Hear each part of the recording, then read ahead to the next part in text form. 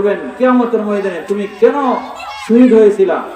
শহীদের চেয়ে বড় ইবাদত আর আসেনি যে আল্লাহ বিনা হিসাবে জান্নাত দিয়ে দেবে শহীদকে।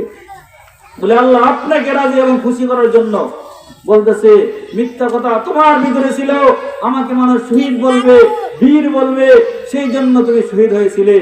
আর মানুষ তোমাকে অনেক শহীদ বলেছে পৃথিবীতে, জমিনের মধ্যে তোমার বদলা হয়ে গেছে, এবার তুমি জাহান্নামের আগুনে যাও। নাউযুবিল্লাহ। তাকে ঊর্ধ্বমুখী করে জাহান্নামের আগুনে জ্বালানো হবে। শহীদ হওয়ার পরে এত বড় একটা নেক আমল করার পরেও আল্লাহ রাস্তা গলা কাটা শহীদ হওয়ার পরেও সে জাহান্নামে যাবে। কেন? নিয়ত তার ঠিক নেই, তার নিয়তের মধ্যে কি ভেজাল। সেই জন্য আরেকজন আলেমকে ডাকা হবে যে তুমি কেন আলেম হয়েছো? আল্লাহ আলেম হয়েছি তোমাকে রাজি খুশি করার জন্য ওয়াজ নসিহত করছি, মানুষকে বুঝাইছি। আল্লাহ বলবেন তোমার ভিতর খারাপ ছিল, তোমার ওয়াজ মানুষে শুনবে, তোমাকে বক্তা বলবে, এই জন্য তোমার আলেম হয়েছে, সেই জন্য দুনিয়াতে অনেক নাম হয়েছে তোমার, আমার সন্তুষ্টির জন্য এগুলো করো নাই, সোজা জাহান্নামে যাও। নাউযুবিল্লাহ। এই জন্য আবার আরেকজন দানবীরকে ডাকা হবে, তুমি কেন দান করছো? তোমাকে যে সম্পত্তি ছিল, আল্লাহ আপনার রাস্তায় মসজিদ মাদ্রাসা যত এতিমখানা আছে সব কিছু করছো।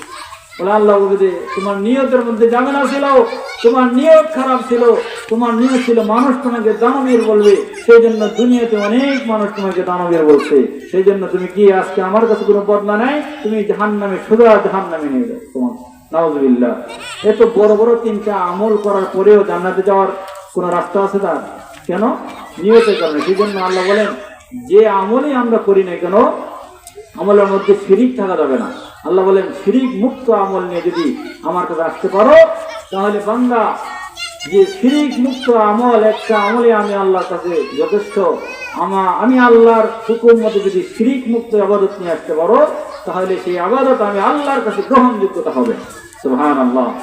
সেই জন্য আল্লাহ বলেন যে আল্লাহ রাসূল সাল্লাল্লাহু আলাইহি ওয়াসাল্লামের উপরে কোরআনুল কারীমের আয়াত নাযিল হয়েছে যে হে রাসূল আপনি বলেন কুল ইন্না সলাতি ওয়া নুসুকি ওয়া মাহইয়ায়া ওয়া মামাতি লিল্লাহি রাব্বিল আলামিন।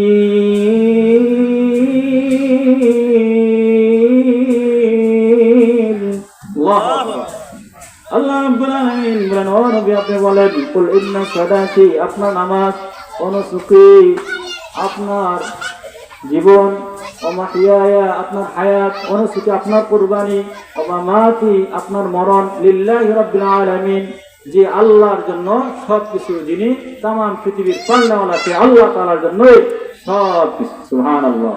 সেজন্য আমাদেরও যে আমল করি না কেন প্রত্যেকটা আমলে আল্লাহর সন্তুষ্টির জন্য। এখানে মাহফিলে বসলাম আল্লাহ সন্তুষ্টির জন্য, এক একটা কথা শুনবো, এক একটা কথা